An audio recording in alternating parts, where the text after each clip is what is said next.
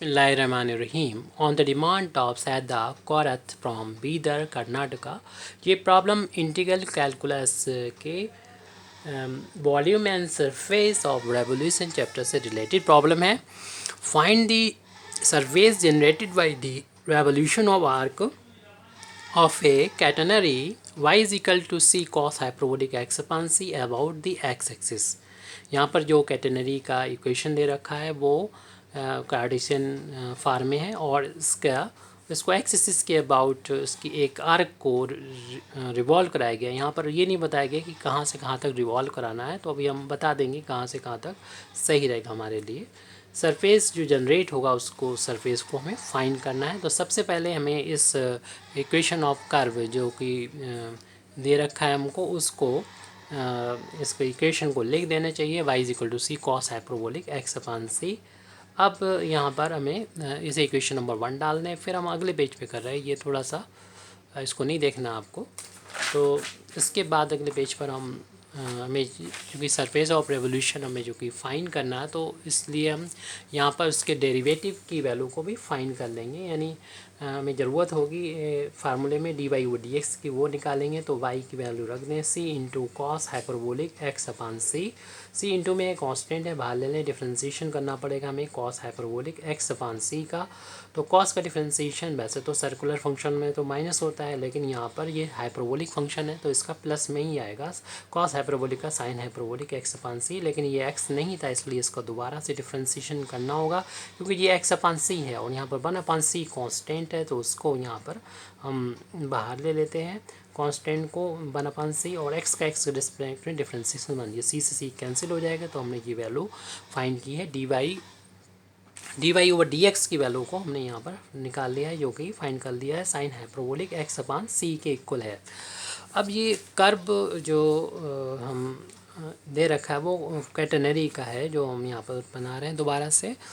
तो ये curve Cartesian form में दे रखा है। कैटेनरी इस तरीके से बनती है, यानी दो पैक्स के बीच में किसी स्ट्रिंग को जब हैंग करते हैं तो जो सेफ होता है उसी को ही कैटेनरी कहते हैं। तो इसका लोवेस्ट पॉइंट सी ये कहलाता है और ये ऑरिजिन मान लेते हैं, और इससे जाने वाली एक्स एक्सिस और ये वाई एक्सिस है यहाँ पर।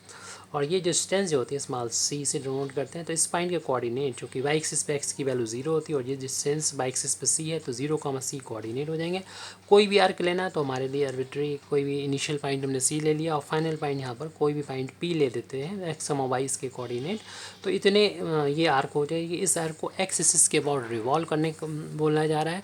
जब ये एक्स एक्सिस के अबाउट रिवॉल्व करेंगे तो कंसीडर कीजिए कि एक इस तरीके का कोई हमारा आर्क हो, जैसे वायर हो, और उसको एक इतनी दूरी पर बनी रहे बिल्कुल इसी तरीके से और वो रिवॉल्व हो। तो एक तरह का हमें जो शेप नज़र आएगा वो यहाँ पर हम बनाने की कोशिश करते हैं। जैसा ये ऊपर है वैसे ये उतनी ही दूरी पर ये नीचे बना दिया, और ये सिर्फ दो नहीं बल्कि चारों तरफ इस लाइन के एक्स एक्सिस के चारों तरफ रिवॉल्व कराना है। तो एक सरफेस बनेगा। इस सरफेस को ही हमें एरिया निकालना है। जिस तरीक़ा से ये हमारे पेन का जो चारों तरफ का बाहर का एरिया है, ऐसे ही इस ये बनेगा, इसके भी चारों तरफ के बाहर का सरफेस एरिया हमको फाइंड करना है। सरफेस एरिया के लिए तो रिक्वायर्ड सरफेस एरिया के लिए जो फार्मूला होता है वो हमें मालूम है, वो अप्लाई करेंगे हम लोग। 2πy² √1 plus d Y over D x का whole of square d x होता है। तो यहाँ पर जो लिमिट है वो पुट कर देंगे, यानी एक्स की लिमिट 0 से लेके कहाँ तक रखना है, एक्स की लिमिट 0 से लेके एक्स रखना है, क्योंकि इतने पोर्शन को रिवॉल्व कराया था। यहाँ पर एक्स की वैल्यू 0 और एक्स है, यानी ये लाइन एक्स इक्वल टू 0 है और इस वाले ये दूरी जो एक्स है, तो 0 से लेके एक्स तक के पोर्शन को रिवॉल्व कराया था। तो इसलिए लिमिट 0 to x हो गई। 2π इंटू में है कॉन्स्टेंट है, इसको इंटीग्रेशन के साइन से बाहर लिख सकते हैं। 0 to x लिमिट है और y की वैल्यू इक्वेशन नंबर 1 से रख दें, जो कि थी C cos hyperbolic x upon सी, और √1 प्लस इक्वेशन नंबर 2 से D Y over D X की वैल्यू पहले ही निकाल के रखी हुई है हमने, sine hyperbolic x upon C ये वैल्यू रख दी। और इसके बाद हम लोग एक फार्मूला जानते हैं कि cos hyperbolic square Z minus sine hyperbolic square Z की वैल्यू 1 होती है। अगर इस साइन को उधर ट्रांसफर करेंगे तो cos hyperbolic square Z is equal to 1 plus sine hyperbolic Z उधर जाके प्लस हो जाएगा। तो ये फार्मूला बन गया है इस फार्मूले से। तो इसको अप्लाई करेंगे यहाँ पर जो ब्रेक स्क्वायर रूट है, तो वैल्यू आ जाएगी 2 pi 0 to x c into cos hyperbolic x upon सी, और ये अगेन ये वैल्यू होगी कॉस हाइपरबोलिक स्क्वायर जो भी एंगल है जेड की हमारा एक्स अपान सी है, तो एक्स अपान सी रख देंगे और डी एक्स ये स्क्वायर रूट से बाहर हो जाएगा। सी कांस्टेंट है, इनटू है बाहर ले लेंगे, 2 पाई सी हो जाएगी integration 0 to x cos hyperbolic x upon C into ये भी cos hyperbolic x upon C बाहर हो गया, दोनों का इंटू होके होल ऑफ स्क्वायर हो जाएगा 2 पाई सी कांस्टेंट बाहर ले लिया। लिमिट यहाँ पर 0 टू एक्स है और cos hyperbolic square x upon C D x. और जिस तरीके से सर्कुलर फंक्शन में कॉस हाइपरबोलिक का एक फार्मूला होता है, यानी जैसे जानते हैं कॉस हाइपरबोलिक 2z को हम हाफ एंगल में लिखते हैं 2 cos hyperbolic square z minus 1। तो स्क्वायर की वैल्यू निकालना, तो 1 को उधर ट्रांसपोज करेंगे 1 plus cos hyperbolic 2z, in double angle में इसकी वैल्यू पुट करेंगे 2 कॉस हाइपरबोलिक स्क्वायर z। 2 से अगर डिवाइड कर देंगे तो ये फार्मूला हमारा तैयार हो जाएगा कॉस हाइपरबोलिक स्क्वायर जेड के लिए, जिसकी value 1 plus cos hyperbolic 2z अपान 2 होती है। तो इस वैल्यू को वहाँ पर पुट कर देंगे तो हमारा जो सरफेस चल रहा था, सरफेस रिक्वायर्ड सरफेस के जिसको हमने यहाँ पर कैपिटल एस से डिनोट किया है, वो उसमें ये 2 पाई सी चल रहा था पहले से, तो कैपिटल एस की वैल्यू 2 पाई सी और उसके बाद लिमिट थी एक्स की वैल्यू 0 से लेके एक्स तक, और फिर कॉस स्क्वायर की जगह पर हमें ये लिखना है, यानी 1 प्लस कॉस हाइपरबोलिक 2 टाइम्स कर देना है जो भी एंगल हमारा पास पहले था एक्स अपान सी, तो ये 2 टाइम्स एक्स अपान सी हो जाएगा और होल अपान में 2 है और डी जेड यहाँ सॉरी डी एक्स है तो वो लिख दें। और इस 2 से 2 को यहाँ पर इंटीग्रेशन के साइन से बाहर ले सकते हैं, 2 से 2 डायरेक्ट भी काट सकते हैं, 2 पाई सी अपान 2 कर लें।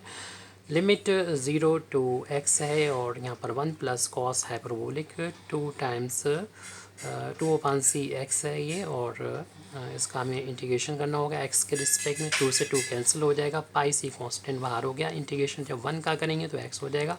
और कॉस हाइपरबोलिक का इंटीग्रेशन जो होता है हम लोग जानते हैं साइन हाइपरबोलिक ही होता है, जो भी एंगल है लिख दें, लेकिन ध्यान रहे कि एक्स का जो कॉफिशेंट है एक्स में जब मल्टीप्लाई हो रहा है 2 अपान सी से, तो 2 अपान सी से डिवाइड कर देंगे और लिमिट जो भी है वो लगा देंगे, अप्लाई कर देंगे। पाई सी इंटू अपर लिमिट जहाँ पर भी एक्स मिलेगा वहाँ पर एक्स रख देंगे। एक्स रखने पर देख रहे हैं कि यहाँ पर कोई इफेक्ट पड़ता नहीं, जो लिखा है बस वही लिखा रहेगा। अपर लिमिट तो ये होगी और माइनस लोअर लिमिट में एक्स बराबर 0 रखने पर तब भी 0 हो जाएगी। यहाँ 0 रखेंगे तो साइन 0 अपान ये होगा तो वैल्यू 0 ही रहेगी। अब ये डबल अपान में है तो सी का ऊपर जाके मल्टीप्लाई हो जाएगा, तो ये पाई सी पहले से चल रहा है, एक्स प्लस का 2 सी ऊपर जाएगा 2 नीचे है, और यहाँ पर साइन हाइपरबोलिक 2x अपान सी हो जाएगा। इतना हमारा आंसर आ चुका है complete. Thank you very much indeed for listening me. वाखिर दावाना अल्हम्दुलिल्लाहि रब्बिल आलमीन।